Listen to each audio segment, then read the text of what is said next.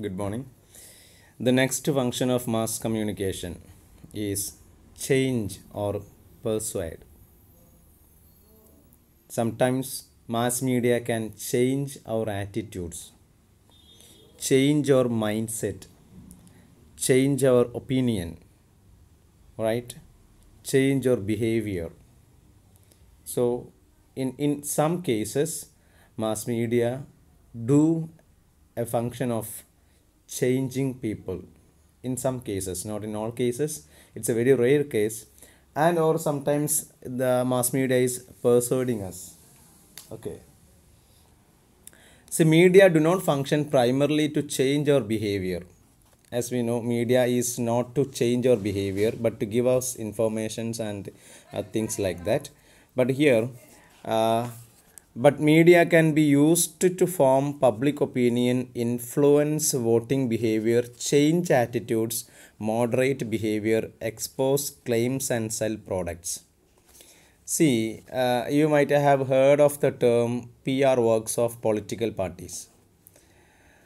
The political parties at the time of election, they will have a PR works. That means they will have advertisements regarding their contributions to the communities or the society, right?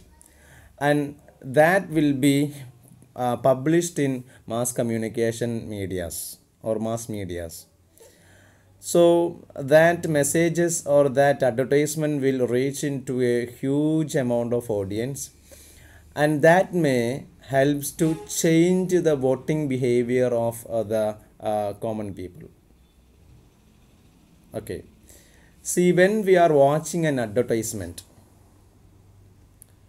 all of us are watching advertisement, and sometimes these advertisements help us to uh, uh, change our attitude towards certain products. See, for example, we are giving a special status to a product which is first in advertisement. Okay, so in these cases, mass media change or persuade us, right? Okay, mass മീഡിയൻ്റെ മറ്റൊരു mass communication മറ്റൊരു ഫംഗ്ഷനാണ് change ചെയ്യുക, അല്ലെങ്കിൽ നമ്മളെ persuade ചെയ്യുക, ഇങ്ങനെ പ്രേരിപ്പിക്കുക അല്ലെങ്കിൽ ബോധിപ്പിക്കുക എന്നൊക്കെ പറയാം. അത് ശരിക്കും മാസ് മീഡിയൻ്റെ ഫംഗ്ഷൻ എന്ന് പറയുന്നത് it is not to change the behaviour of people, അല്ലേ? നമുക്കറിയാം, ആളുകളെ പെരുമാറ്റത്തിൽ മാറ്റം കൊണ്ടുവരിക എന്നുള്ളതല്ല. പക്ഷേ എങ്കിൽ കൂടി ചില പരസ്യങ്ങളൊക്കെ അല്ലെങ്കിൽ ചില കാര്യങ്ങളൊക്കെ, ചില സിനിമകൾ കണ്ടിട്ട് നമ്മുടെ ആറ്റിറ്റ്യൂഡിൽ ചേഞ്ച് ഉണ്ടാവുക, അല്ലെങ്കിൽ ചില മോട്ടിവേഷൻ ക്ലാസ്സുകൾ അല്ലെങ്കിൽ മോട്ടിവേഷൻ പ്രോഗ്രാംസ് കാണുന്ന സമയത്ത് നമ്മുടെ ബിഹേവിയറിൽ ചേഞ്ച് ഉണ്ടാവുക, അല്ലെങ്കിൽ ചില പരസ്യങ്ങൾ കണ്ടിട്ട് ഒരു പ്രൊഡക്റ്റിനോട് പ്രത്യേകമായിട്ടുള്ള ഒരു നമ്മുടെ ഒരു മനസ്സിൽ ഒരു ഒരു രൂപീകരണം ഉണ്ടാവുക. അതുപോലെ എലക്ഷൻ സമയത്ത് പൊളിറ്റിക്കൽ പാർട്ടികളുടെ PR വർക്കിൻ്റെ ഫലമായിട്ടുണ്ടാകുന്ന അവരുടെ പ്രവർത്തനങ്ങളുടെ ലിസ്റ്റ് കാണുമ്പോൾ ആർക്ക് വോട്ട് ചെയ്യണം എന്നുള്ളൊരു തീരുമാനം നമ്മളൊരു പക്ഷേ ഈ ഒരു അഡ്വർടൈസ്മെൻറ്റ് കണ്ടിട്ടായിരിക്കും എടുക്കുന്നുണ്ടാവുക. ഇങ്ങനെ അല്ലേ, ചില പ്രഭാഷണങ്ങൾ, ചില പ്രസംഗങ്ങൾ കേട്ടിട്ടുണ്ടാവുന്ന നമ്മുടെ മനസ്സിലുണ്ടാവുന്ന മാറ്റങ്ങൾ. അപ്പോൾ ഇങ്ങനെയുള്ള മാറ്റങ്ങൾ നമ്മുടെ ഉള്ളിൽ കൊണ്ടുവരാൻ വേണ്ടി മാസ് കമ്മ്യൂണിക്കേഷൻ നമ്മളെ സഹായിക്കുന്നുണ്ട് എന്നാണ് പറയുന്നത്. അത് ക്ലിയർ ആയിട്ടുണ്ട് എന്നാണ് ഞാൻ മനസ്സിലാക്കുന്നത്, അല്ലേ? വളരെ സ്ട്രക്ചേർഡായിട്ട് നമുക്കറിയാം, കേന്ദ്ര സർക്കാരിൻ്റെ ഇലക്ഷൻ ആണെങ്കിലും സ്റ്റേറ്റിലേക്കുള്ള ഇലക്ഷൻ ആണെങ്കിലും ഒക്കെ ഈ പറയപ്പെടുന്ന രീതിയിൽ വലിയ രീതിയിൽ ഒരു മീഡിയ ക്യാമ്പയിൻ തന്നെ ഉണ്ടാവാറുണ്ട്, അല്ലേ? ആ ഒരു മീഡിയ ക്യാമ്പയിൻ ശരിക്കും നമ്മുടെ മനസ്സിനെ സ്വാധീനിക്കാറുണ്ട്, നമ്മുടെ ആറ്റിറ്റ്യൂഡ്സിനെ ആണെങ്കിലും എല്ലാം സ്വാധീനിക്കാറുണ്ട്. This is change or persuade. Then eighth one, confer status. Confer means give status. Mass media can give status to us. See, today there is a popular dance form called Rasputin dance. Rasputin, which is popularized by two medical students, right? there was a comment on their dance by a BJP advocate, and that video become viral in social media, and they were become very famous in Kerala. Why? This mass media. Mass media give us status. Then there is an auto driver in Kerala, sorry, in Kozhikode, I think so. And his name is called, I don't remember his name, but he is popular with his English, perfect okay. The tan, the man, the can, like that. He has uttered some nonsense English through WhatsApp, sorry, social media, and that has become popular, that has got viral. Then he has become popular, and he has appeared in all channels, television channels, and many channels are waiting to interview him, right? So that social media, or that mass media gave him status. Now let's look at the sentences. If you list the 100 most important people in the country, they would undoubtedly be the people who have been given a great deal of mass media exposure. If you are taking the list of 100 popular persons in the country, definitely they will have appeared in in mass media, otherwise they cannot be popular. Okay, media confers status to people with great media exposure. Okay, so without the mass media attention, no one can become popular, right? So mass media gives us status. Then next one, ninth one, focus attention.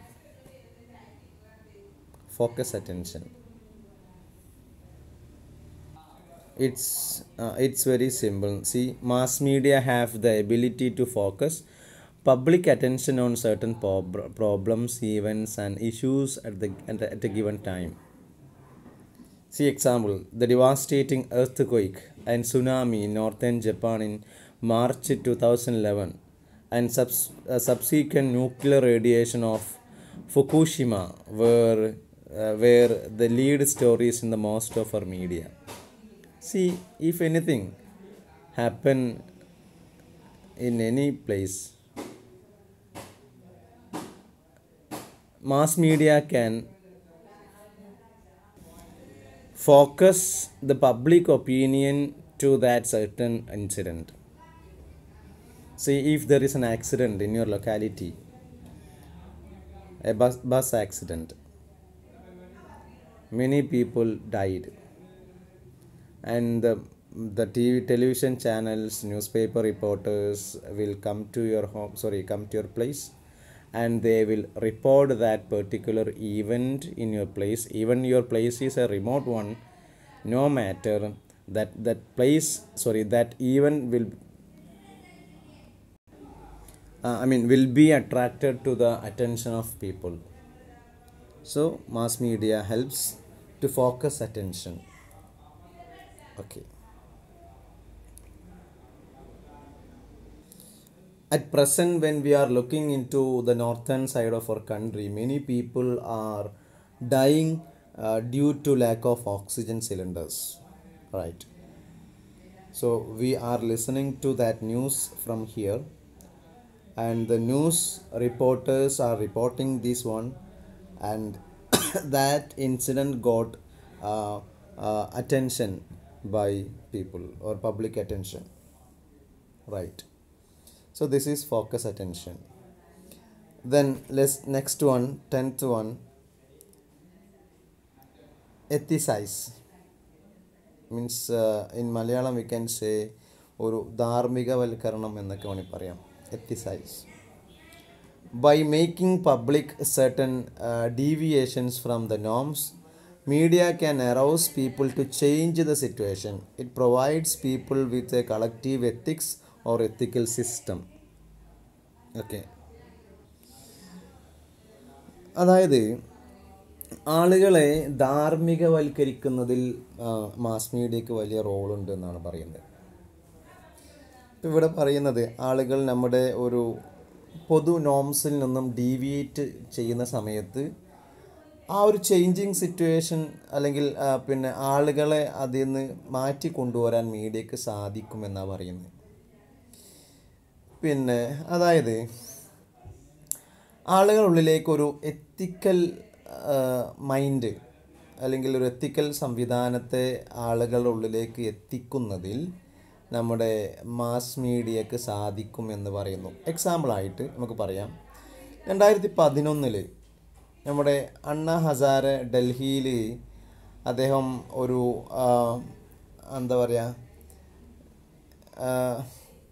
നിരാഹാരം ഇരുന്നിട്ടുണ്ടായിരുന്നു. അതായത് പിന്നെ Lokpal bill പാസ്സാക്കണം എന്നൊക്കെ പറഞ്ഞിട്ട് ഒരു നിരാഹാരം. അതായത് അഴിമതിക്കെതിരെ ഉള്ള ഈ ലോക്പാൽ ബില്ല് പാസ്സാക്കിയെങ്കിൽ മാത്രമേ എൻ്റെ എന്താ പറയുക ഞാൻ എൻ്റെ സമരം അവസാനിപ്പിക്കുള്ളൂ, അല്ലെങ്കിൽ മരിക്കുന്നത് വരെ ഞാനിവിടെ സമരത്തിൽ കിടക്കും എന്ന് പറഞ്ഞുകൊണ്ട്, പട്ടിണി കിടക്കുമെന്ന് പറഞ്ഞുകൊണ്ട് അണ്ണാ ഹസാരയുടെ ഒരു സമരം ഉണ്ടായിരുന്നു. അപ്പോൾ അതിന് ഭയങ്കര ഡൽഹിയിൽ ഏതൊരു മൈതാനമായിരുന്നു. ആ മൈതാനത്തിൽ ഇദ്ദേഹം സ്റ്റേജ് കെട്ടിയിട്ട് കുറേ ആളുകൾ അവിടെ വന്നിരുന്നിട്ടുള്ള ഒരു വലിയൊരു പ്രോഗ്രാം, ദിവസങ്ങളോളമുള്ള ഒരു പ്രോഗ്രാമായിരുന്നു അത്. അതിന് ഭയങ്കരമായിട്ട് മീഡിയ അറ്റൻഷൻ കിട്ടി. മാത്രമല്ല ഈ അണ്ണാ ഹസാരെ കറപ്ഷന് വേണ്ടിയിട്ട് ഇതുപോലെ ഇങ്ങനെ പിന്നെ സമരം നടത്തുന്നത് കൊണ്ട് സ്വാഭാവികമായിട്ടും ആളുകളുടെ ഉള്ളിലേക്കൊക്കെ ഒരു എത്തിക്കൽ, അതായത് കറപ്ഷനെതിരെ ഒരു എത്തിക്കൽ ബോധ്യം ഉള്ളിലുണ്ടായി. മനസ്സിലായോ? അപ്പോൾ ഇതുപോലെ നമ്മുടെ ഒരു പിന്നെ എന്തെങ്കിലും അണെത്തിക്കലായിട്ടുള്ള കാര്യങ്ങൾ നടക്കും. നമുക്കറിയാം, ഇപ്പോൾ ഉദാഹരണം പറയുകയാണെങ്കിൽ നമ്മൾ ജമ്മു കാശ്മീരിൽ ഒരു പെൺകുട്ടിയുടെ പേര് ആസിഫ എന്ന് തോന്നുന്നുണ്ട്. ഈ പെൺകുട്ടിയെ അതിക്രൂരമായിട്ട് ബലാത്സംഗത്തിന് ഇരയാക്കിയിട്ട് കൊല്ലപ്പെട്ടൊരു സിറ്റുവേഷൻ ഉണ്ടായിരുന്നു അല്ലേ. ഇന്ത്യ രാജ്യം, ഈവൻ നമ്മുടെയൊക്കെ നാട്ടിൽ മൊത്തം രാജ്യവ്യാപകമായിട്ട് ബന്ദ് നടത്തിയിട്ട് ആളുകൾ അതിനെതിരെ പ്രതിഷേധിച്ചു. അപ്പോൾ ഈ ഒരു പിന്നെ എന്താ പറയുക സംഭവത്തിനെതിരായിട്ടൊരു എത്തിക്കൽ വാല്യൂസ് ഈ ഒരു പിന്നെ മാസ് മീഡിയയിലൂടെ ആളുകൾക്കുള്ളിൽ ഉണ്ടാക്കിയെടുക്കാൻ സഹായിച്ചു. ഇങ്ങനെ കറപ്ഷൻസ് ആവട്ടെ, പൊളിറ്റീഷ്യൻസിൻ്റെ ഒക്കെ ഇഷ്ടം പോലെ അഴിമതി കേസുകളൊക്കെ ഇഷ്ടം പോലെ ഉണ്ടാവാറുണ്ട്. അപ്പോൾ അത്തരം കാര്യങ്ങൾക്കെതിരെ ആളുകളെ ഒരുമിപ്പിക്കുന്നതിൽ നമ്മുടെ മാസ് കമ്മ്യൂണിക്കേഷൻ, മാസ് മീഡിയക്ക് വലിയ രീതിയിലൊരു കഴിവുണ്ട് എന്നാണ് പറയുന്നത്. ഓക്കെ, അപ്പോൾ ഇത്രയാണ് നമ്മുടെ ഫങ്ഷൻസ് ഓഫ് മാസ് കമ്മ്യൂണിക്കേഷൻ എന്ന മേഖലയിൽ നമുക്ക് അറിയാനുള്ളത്. 10 ഫങ്ഷൻസ് ആണുള്ളത്. അതിൽ ഇന്ന് പറഞ്ഞത് ഞാൻ ഒന്നുകൂടെ ഒന്ന് പറയാം. 6ാമത്തെ ചേഞ്ച് ഓർ പെർസ്വേഡ് എന്താണെന്ന് ഞാൻ പറഞ്ഞിട്ടുണ്ടായിരുന്നു. Confer status. ഇത് നമുക്കറിയാം, ആളുകൾക്കൊരു സ്റ്റാറ്റസ് ഉണ്ടാക്കി കൊടുക്കുന്നതിൽ മാസ് കമ്മ്യൂണിക്കേഷന് വല്ലാത്ത റോളുണ്ട്. ആളുകളിലേക്ക് സ്റ്റാറ്റസ്, ഇപ്പം ആരും എന്തും എങ്ങനെയും അറിയപ്പെടുന്നത്, സ്റ്റാറ്റസ് കിട്ടുന്നത്, നമ്മൾ സെലിബ്രിറ്റികളാകുന്നതൊക്കെ മീഡിയ അറ്റൻഷനുള്ള സമയത്ത് മാത്രമാണ് അല്ലേ. നമ്മളൊക്കെ പ്രസിദ്ധരായി മാറുന്നത് ശരിക്കും മീഡിയ അറ്റൻഷൻ ഉണ്ടെങ്കിലേ നമുക്ക് പ്രസിദ്ധരാവാൻ സാധിക്കും. നിങ്ങൾ വലിയൊരു സയൻറ്റിസ്റ്റാണ്, ഒക്കെ വലിയ സംഭവമാണ്, പക്ഷെ നിങ്ങളെ മീഡിയ ശ്രദ്ധിച്ചിട്ടില്ലെങ്കിൽ നിങ്ങൾക്ക് എന്താ പറയുക എവിടെയും എത്താൻ സാധിക്കില്ല.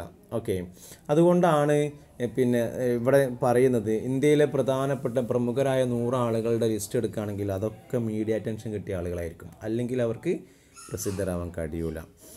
ദെൻ 9ാമത്തേത് ഫോക്കസ് അറ്റൻഷൻ എന്ന് പറഞ്ഞാൽ ഈ മീഡിയകൾ അല്ലെങ്കിൽ മാസ് മീഡിയ ഒരു ഇൻസിഡൻ്റ് ഉണ്ടാകുമ്പോൾ അല്ലെങ്കിൽ ഒരു എന്തെങ്കിലും ഒരു പിന്നെ സംഭവിച്ചു കഴിഞ്ഞാൽ അതിലേക്ക് ആളുകളുടെ ശ്രദ്ധ കേന്ദ്രീകരിക്കുന്നതിൽ മീഡിയക്ക് സാധിക്കും. ഇപ്പോൾ സുനാമി, ഈ പറയുന്ന കൊറോണ, നിപ്പ വൈറസ് അല്ലേ, ലോകത്തൊട്ടാകെ നിപ്പ വൈറസിൻ്റെ ഞാൻ മനസ്സിലാക്കിയെടുത്തോളം കേരളത്തിലാണ് നിപ്പ വൈറസ് ഉണ്ടായിരുന്നത്. പക്ഷേ എങ്കിൽ ഈ നിപ്പ വൈറസിനെ കുറിച്ചിട്ട് ലോകം മുഴുവൻ ചർച്ച ചെയ്തു. കാരണം മാസ് മീഡിയ ഉണ്ടായിരുന്നു. ആ മാസ് മീഡിയയിൽ ഇത്തരത്തിലുള്ളൊരു സാധനം ചർച്ചയ്ക്ക് വന്നപ്പോൾ ലോകത്തെല്ലാവരും ആ വിവരം അറിയാൻ സാധിച്ചു.